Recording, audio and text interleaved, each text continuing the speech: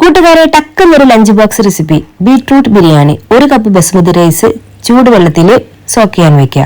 1 table spoon sunflower oil, 1 teaspoon നെയ്യ്, പട്ട, ഗ്രാമ്പു, ഏലക്ക 1, 1 സവാള, 1 പച്ചമുളക് ചെറുതായി വാടിയുമ്പോൾ മല്ലിയില, പുതിന ഇലയും ചേർക്കുക.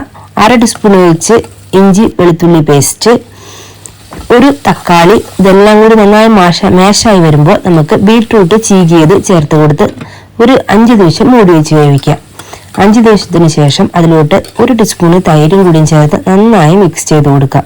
ഇനി മഞ്ഞൾപ്പൊടി, മുളക് പൊടി ആവശ്യത്തിന് ഇട്ട് കൊടുത്താൽ മതി, കുട്ടികൾക്കുള്ളതല്ലേ. 1 ഗ്ലാസ് അരിക്ക് 1.5 ഗ്ലാസ് വെള്ളവും കൂടിയും ചേർത്ത് ആവശ്യത്തിന് ഉപ്പും കൂടിയും ചേർത്ത് നന്നായി തിളപ്പിക്കുക.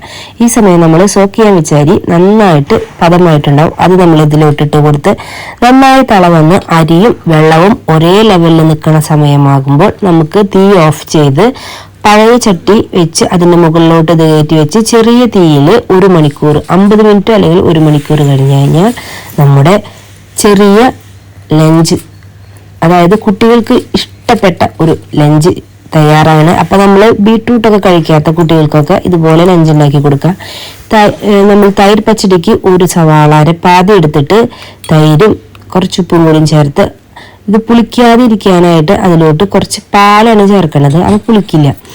അപ്പോൾ നമ്മുടെ 1 മണിക്കൂർ കഴിഞ്ഞു. നമ്മുടെ ബിരിയാണിയൊക്കെ നന്നായിട്ട് ഒട്ടാതെ വന്നിട്ടുണ്ട്. അപ്പം പിള്ളേർക്ക് കൊടുത്തു വിട്ടാൽ സൂപ്പറായിരിക്കും. അപ്പോൾ പിള്ളേർക്ക് നന്നായി ഹാപ്പി ആയിട്ട് കഴിക്കുകയും ചെയ്യും, എരിവൊന്നുമില്ലാതെ.